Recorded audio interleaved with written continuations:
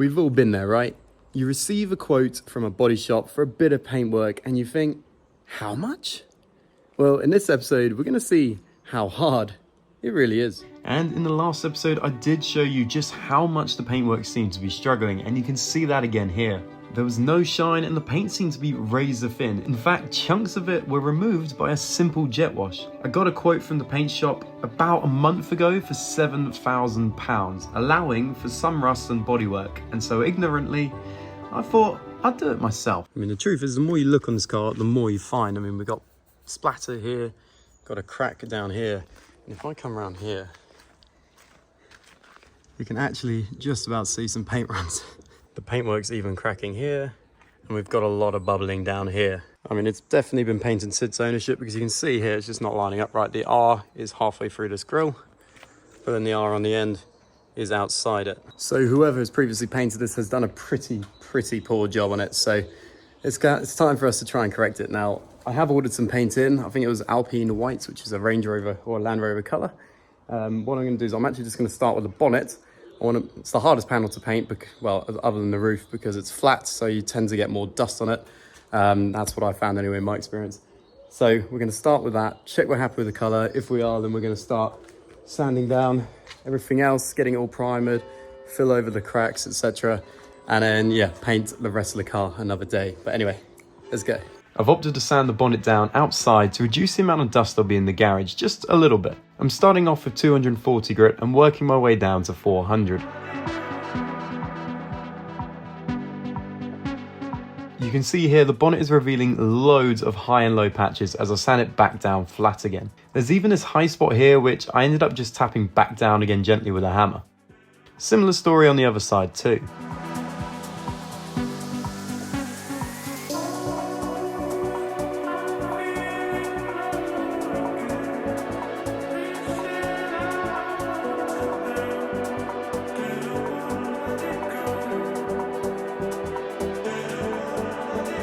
Once the surface is fairly flat, I'm just using some filler to fill a small dent as well as run over all the bits where the paint had stripped off completely.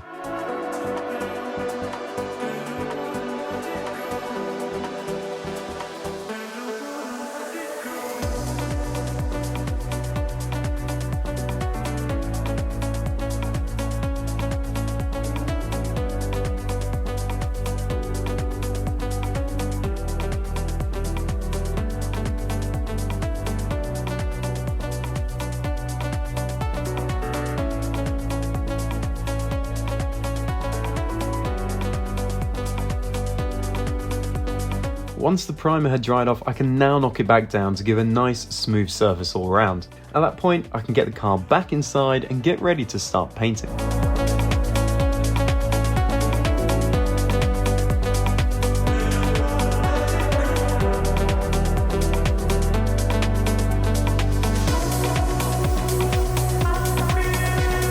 Before I get the paint gun out though, I'm just going to spray the bonnet down with this degreaser to make sure there's nothing that could contaminate the paint.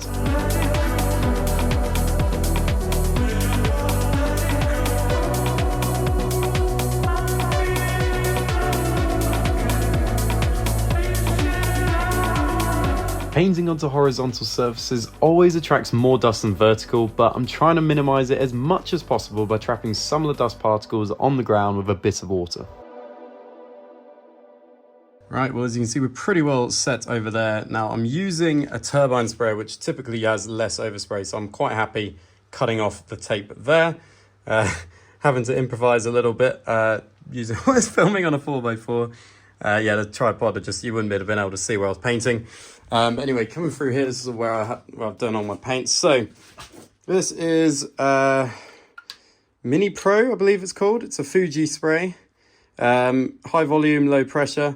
So basically, I feel like on a normal gun, you would use about a 1.4 to 1.8 nib. So to increase the pressure on these turbine sprays, you tend to use a finer nib. So I've got a 0.8 here.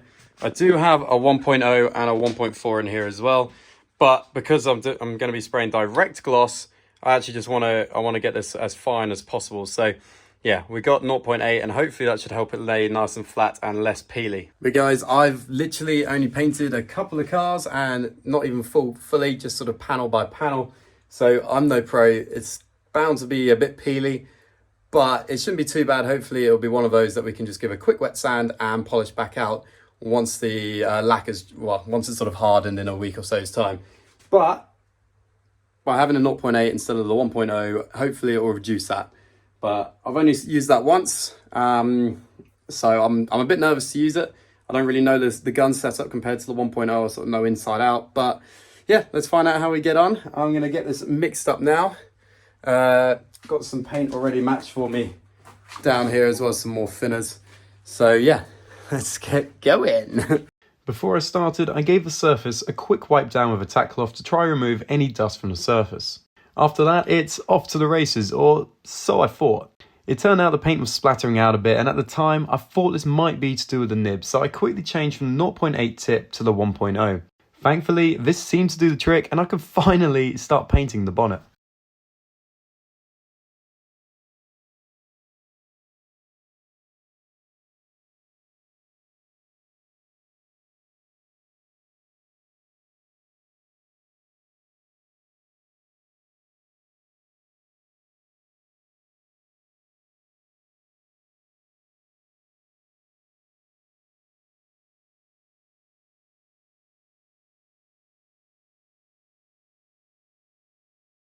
Now I just need to let it dry and then, yeah, chuck on another paint, another coat of paint. But yeah, this is looking all right so far. Can see plenty of dust nibs already, but obviously if you want to avoid those, just go in a paint booth. I don't have that luxury. This is the whole idea. I'm trying to show you DIY, and I'm also trying to show you the value and the reason why body shops sort of charge as much as they do. It's because they have all the kit to make sure that they don't, you know, they can get this this job perfect, you know, 9 times out of 10, whereas this would be 2 or 3 times out of 10. So there is a reason they charge that amount. And so body shops, don't shoot me down, I'm on your side here. But I hate paying for services that I feel like I can learn to do. It's just always how I've been. So I just had to learn how to use a paint gun, and so far it's looking all right. So fingers crossed, after the next couple of coats, we'll let it flash and then we'll see what it's like. But yeah, I'll just keep doing a time lapse between the next 2 coats. There was a bit of an issue trying to film the second coat, so what you're seeing now is in fact the third one. In hindsight, whilst it looks nice and wet, the reality is I was using far too much paint for this one single panel. When I continued on to paint the rest of the car later in the video, I actually reduced the amount of paint the gun was spraying a bit. It wasn't the most orthodox technique, but I mean the results are looking pretty good. And that looks really flat if you ask me. There are bits down here that don't look great, but I'm looking up there. This is more on a slope, so I guess it's going to be a bit harder. But yeah, this is actually looking all right. I mean, it's not going to be perfect. I'm literally just doing it in my garage with, as you can see, a whole load of dust. So you've just got to ignore the dust nibs for now, but aside from that, I was actually pleasantly surprised at how it was looking. So yeah, not too bad for a first take. Once the paint is touch dry, probably about 45 minutes time or so, I'll then just actually remove everything else from around it. We'll be able to have a proper look at comparison, because obviously we got the regular white paint underneath here. So we'll be able to see how different the color is and just how much better it looks with a bit of shine to it. But yeah, I think it's not too bad. But yeah, we'll touch back in a second once this is hardened. And the results are in. And well, in terms of the color, pretty similar actually. I'd say in person, you can notice a slight change more. There you go, that probably gives you a better angle. So it's slightly more sort of beigey white. But that is pale as anything. And we've actually got some reflection coming through here, which is really, really cool to see. I mean, it's not looking too bad, not too peely. You gotta remember, I'm completely new to this. Yeah, nice reflections.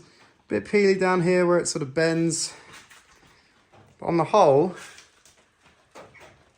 I really don't think we've done too bad here. I mean, you sort of use the lights as a bit of a gauge. Sort of, it's laid flatter in some parts and it sort of gets over here a little bit peely. Again, we're just having a reflection. But you can see me, hello. Compared to obviously here.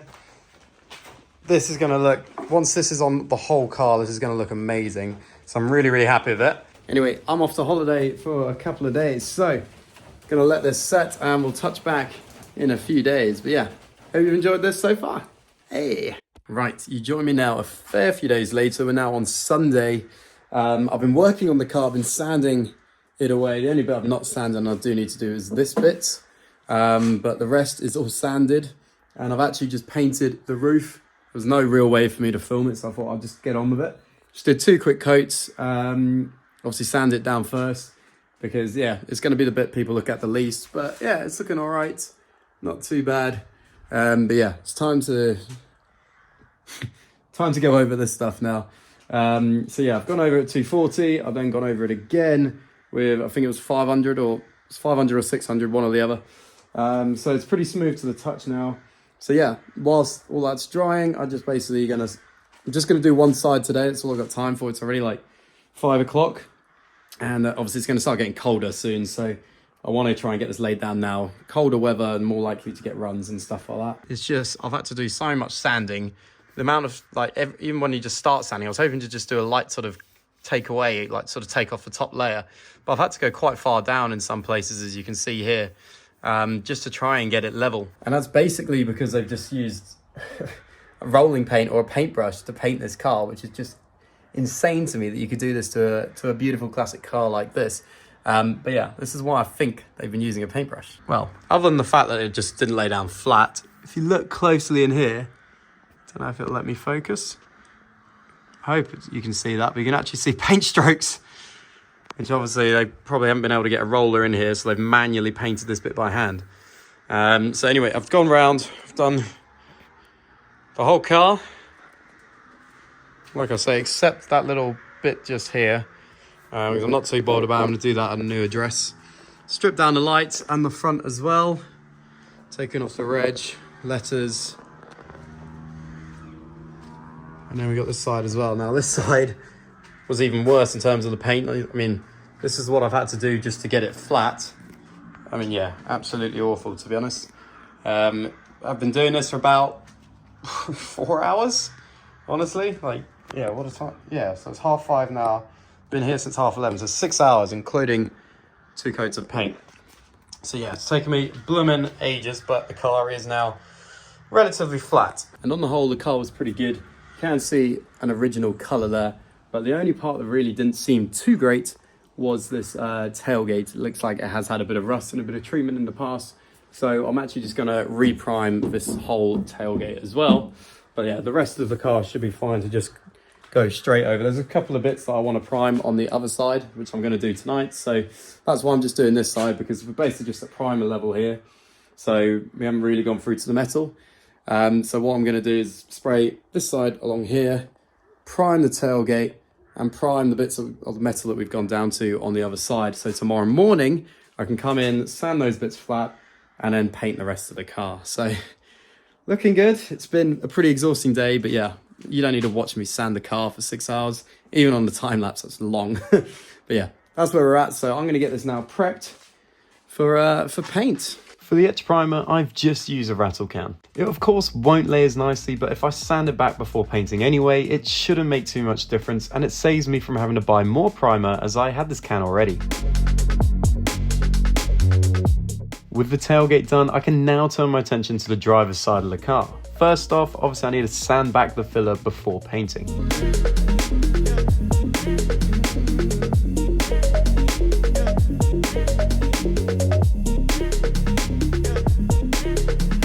You can see more clearly here the difference in colour I've gone for. It's more of a beige white compared to what it was, and I actually think it suits the car better.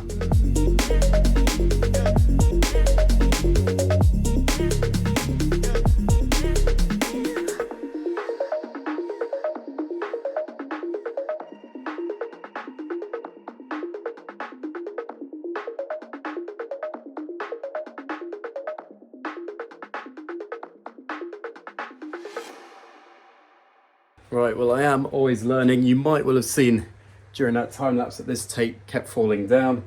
Thankfully, it hasn't affected the finish.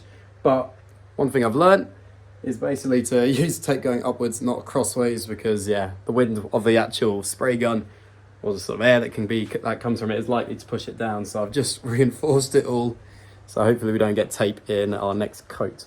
But yeah, other than that, looking good. I mean, we've got good coverage on the back. Just need to go over the front again. Well, obviously I'll go over all of it again, but I'll try and make sure I get all of it down. But yeah, so far looking okay. This is still very nerve-wracking for me. And yeah, whilst I'm waiting for this next coat, if you like this video, I don't know who else is doing something like this on the automotive space, trying to learn how to paint and showing all their mistakes as they go. So yeah, please hit that like button if you're enjoying this video. I'll really, really appreciate it. Help that algorithm, as they say. And yeah, if you are new, well, yeah, obviously we've got the Range Rover Classic now, but hopefully soon I've got my eye on an abandoned supercar. So that's going to be hopefully the next project, but I just need to sell one of my cars first. So yeah, hit the like and subscribe button. But anyway, for now, we'll cut back to the second coat.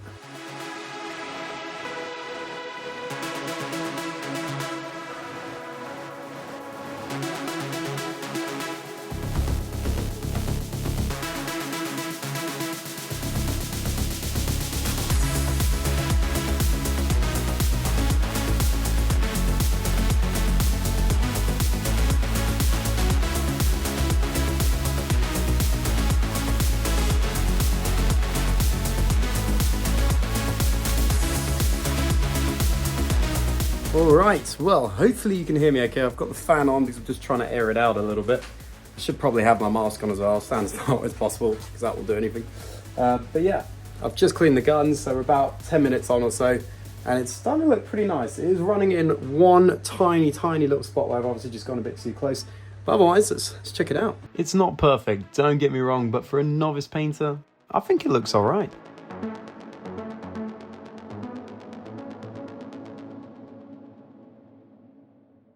Obviously, it needs time to flash, so we'll have to look in the morning actually at how flat it ends up being. It might end up being a bit peely. I guess we'll see. I definitely used less material this time around than the bonnet, so it should be okay. I'm holding fire on showing you the bonnet because I prefer to give it a bit of a flat and polish before then. It's just not quite as flat as it looked when I was showing you last time. It's a minor flat out and buff, but I'm confident that this will be a better coat anyway, so I'll be happy to show you. So this was the run. So literally just on this bit here. Now look, painting a whole car, I've never done this before, so if that is the only bit I have to worry about, then, or the only bit where I have a run, then my goodness, I will take that. Anyway, what I'm doing now is I'm just going to wait, let the paint start to settle, so it's basically touch dry. Which point I'm just going to start removing the sort of bits that are right along the paint line, because obviously I don't want it to harden and stick to the tape, because obviously when I lift the tape it's just all going to peel away with it. So yeah, just going to wait 15-20 minutes. As I've mentioned, moving house, I'm going to load up that car with some bits to take over to my new house. But yeah, looking all right. I think it's quite stressful.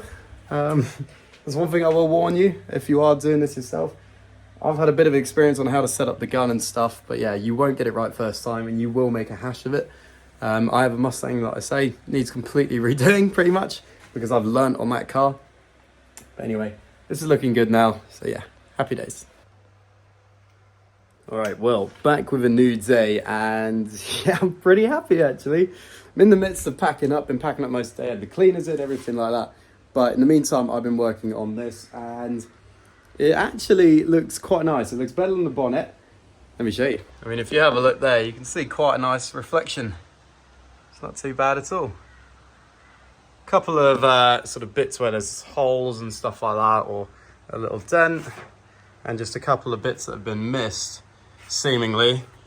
And just along here, I just overlapped it with the seal. I've learned how to avoid doing that now, so it should be okay on the other side. Obviously we know about the run down here, but otherwise, yeah, get another hole down here.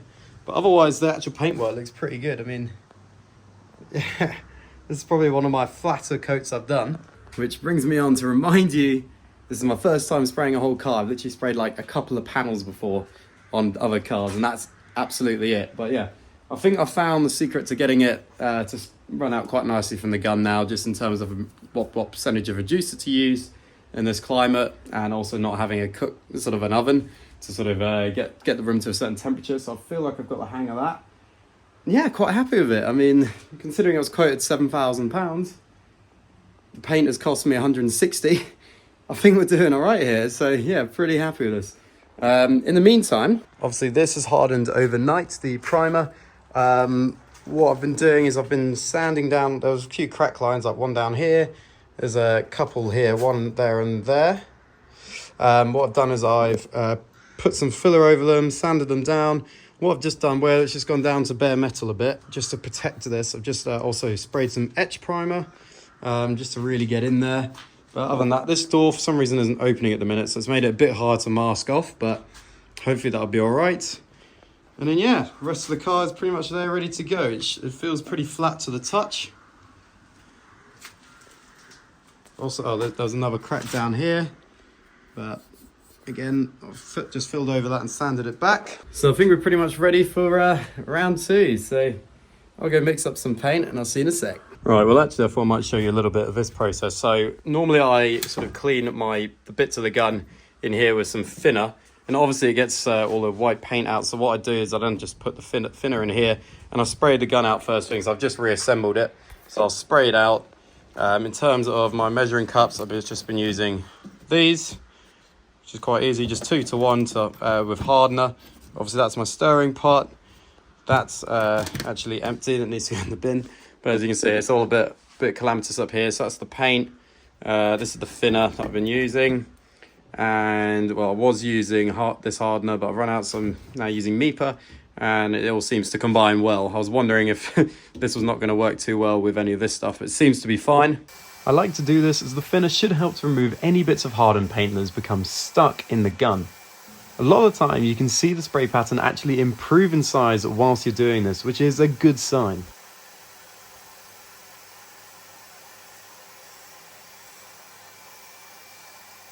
Right, in case anyone wants to use one of these Fuji Semi-Pro 2s, even if I've weirdly inspired you to try this yourself, the settings I've found that work for me is dial it right in. Normally, if it was with a compressor, you would sort of hold it open or hold it like that and turn it until it gets tight to get to it. So I think it's called fully open or something like that position. With this, it's actually a bit different because you're spraying at different pressures, so it seems to make a bit of a difference.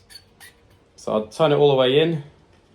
I've made a little marker on the top so I can see, and then all I do is I just do one full turn, and then I usually open it about a quarter initially and just see how that runs out. If I need a bit more fluid, then I just chuck it down to 1.5. Yeah, happy days. So yeah, go do it yourself and don't make a mess of it like I have on one of my other cars. Another thing I try to do is get some ventilation in the room, usually trying to push dust in a different direction to where I'm painting. It only helps very slightly, I feel, but every little helps. I'm mixing the paint up 2 to 1 with fast hardener and then adding around 10% reducer, which should help the paint flow out a bit once it's on the car. I can then fill the gun with the paint via a filter to make sure I don't get any big chunks going through the gun. At this point the paint was splattering a bit, so it took me a while to actually get underway.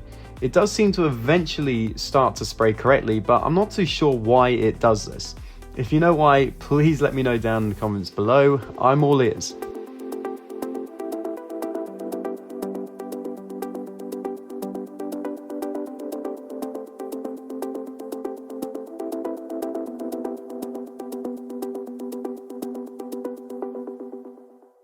All right, first coat done.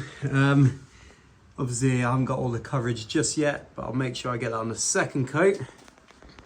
It's looking okay-ish. I'm starting to see some some sort of decent flat looking reflection, so that's promising.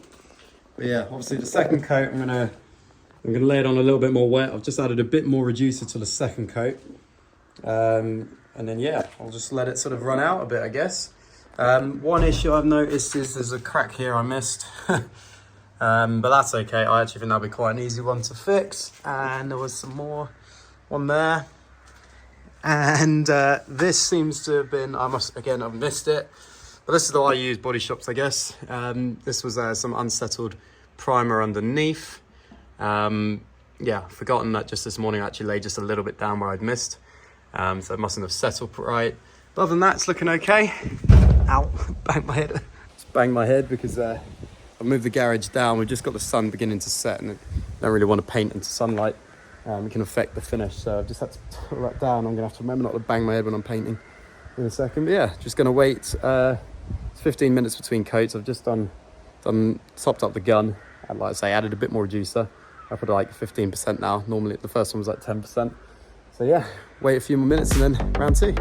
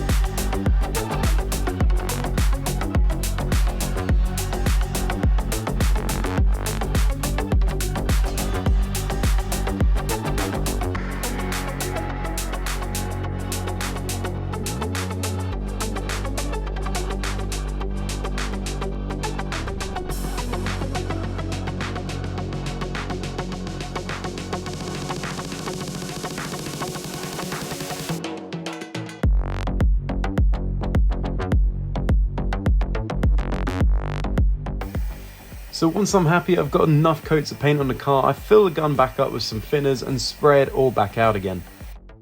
This should clean the internal part of the gun that feeds the paint. After this, I dismantle the gun and sit the components into a bowl of thinners.